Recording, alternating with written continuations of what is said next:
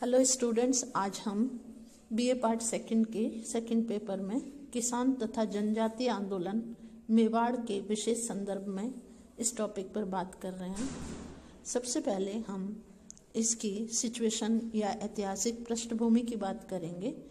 राजस्थान में किसान तथा जनजातीय आंदोलन का उद्गम यहाँ के मध्यकालीन ढांचे में खोजा जा सकता है। जातीय उग्रता की नींव पर टिके इस सामाजिक ढांचे के शिखर पर शासक परिवार होता था और उसके नीचे की सीढ़ी पर सामंत लोग होते थे। शासक और उसके अधिकांश सामंतों के पारस्परिक संबंध रक्त संबंधों अथवा कुलीय भावना पर आधारित थे। राजस्थान के राज्यों में स्वामित्व की दृष्टि से भूमि दो प्रकार की थी, खालसा भूमि और दूसरी जागीरी भूमि।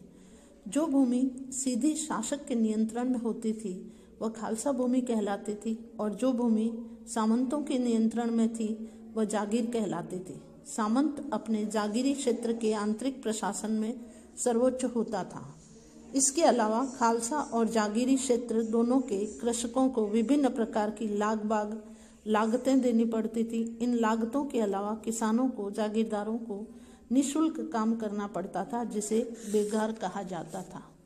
19वीं सदी के उत्तरार्ध में इस व्यवस्था में सामंत किसान संबंध परिवर्तन होना प्रारंभ हो गया और 20वीं सदी के पूर्वार्ध में कृषक असंतोष व्यापक रूप से दिखाई देने लगा। अब हम बात करें कृषक असंतोष के कारणों की, तो सबसे पहले हम देखते हैं ज्यों-ज्यों आवश्यकताएं बढ़ती गई किसानों का आर्थिक शोषण भी बढ़ता गया।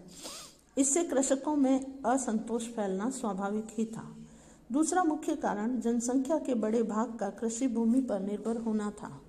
तीसरा एक अन्य मुख्य कारण किसानों के साथ जागीरदारों का अमानवीय व्यवहार था।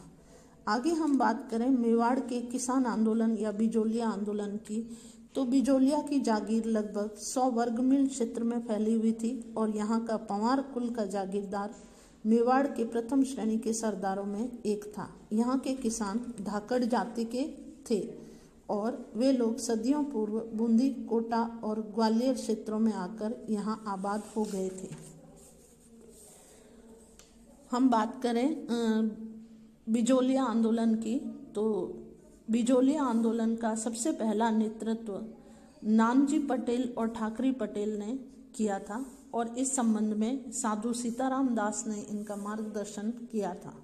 लेकिन किसी भी तरीके से किसानों की ये मामूली सुविधाएं देकर उनकी एकता को समाप्त कर दिया गया। लेकिन 1913 में साधु सीताराम दास, फतेहकरण चारण और ब्रह्मदेव के नेतृत्व में किसानों ने पुनः आंदोलन छेड़ दिया और अभूतपूर्व कदम उठाते हुए 1 वर्ष तक खेती न करने का निर्णय लिया। लेकिन धीरे धीरे ये भी आंदोलन धीमा हो गया और सौभाग्यवश 1915 ईस्वी में उन्हें विजय सिंह पथिक का नेतृत्व मिला और विजय सिंह पथिक ने बिजोलिया आंदोलन का नेतृत्व करना स्वीकार कर लिया। उसकी उपस्थिति से किसानों का उत्साह बढ़ गया। विजय सिंह पथिक ने कानपुर से प्रकाशित होने वाले समाचार पत्र प्रताप के माध्यम से बिजोलिया के किसान आंदोलन को समूचे देश में चर्चा का विषय बना दिया। महाराणा ने विवश होकर अप्रैल 1919 में एक जांच आयोग नियुक्त किया और किसानों की मांग के अनुसार उनके नेताओं को रिहा कर दिया। आयोग ने जांच पड़ताल के बाद पाया कि किसानों का आंदोलन उचित है और उसने कुछ लागतों तथा बेगार को समाप्त करने की सिफारिश की, परंतु महाराणा ने आयोग की अनुशंसा पर कोई ध्यान नहीं दिया। आंदोलन और दमन चक्र चलता रहा। धीरे धीरे बिजोलिया आंदोलन का प्रभाव मेवाड़ की अन्य जागीरों तथा सीमावर्ती राज्यों के किसानों पर पड़ने लगा। इससे ब्रिटिश अधिकारी और भी सतर्क हो गए। असहयोग आंदोलन के समाप्त होते ही एजीजी किसानों के साथ हुए समझौते के प्रति उदासीन हो गया और बिजोलिया के जागीरदारों ने समझौते का उल्लंघन करते हुए किसानों पर पुनः नई लागतें लागू कर दी और लगान की मांग को भी बढ़ा दिया।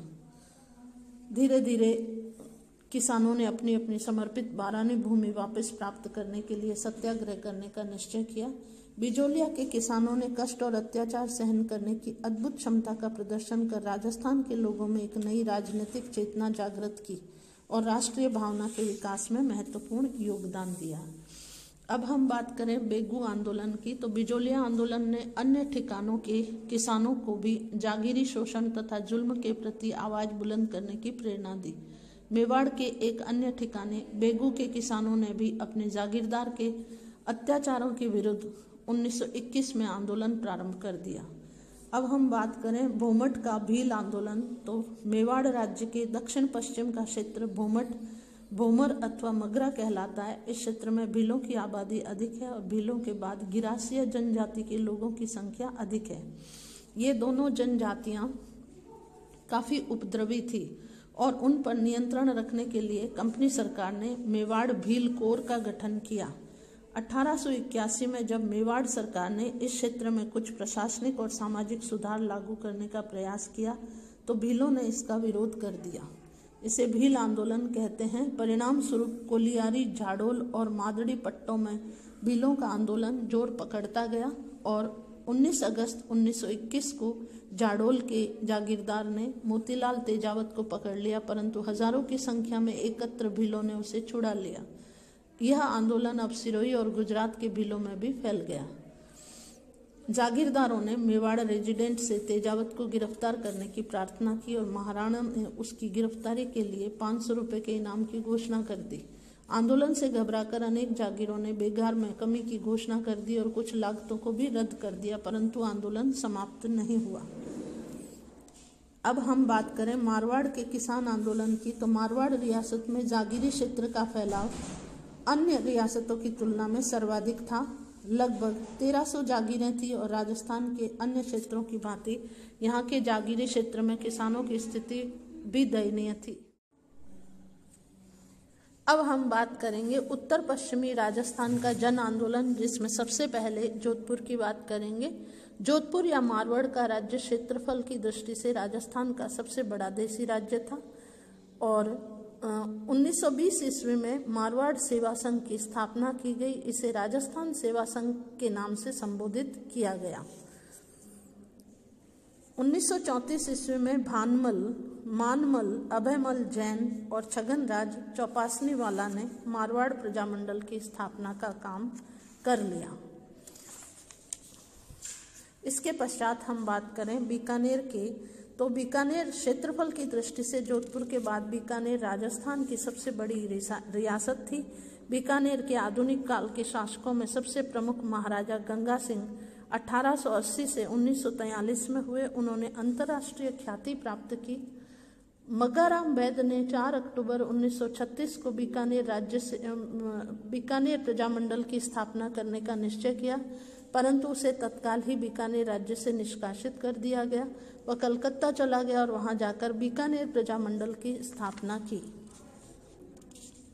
हम बात करें जैसलमेर की, तो जिस समय राजस्थान के प्रमुख राज्यों में उत्तरदायी शासन की स्थापना को लेकर आंदोलन शुरू हो चुके थे, जैसलमेर की जनता इन सबसे बेखबर थी।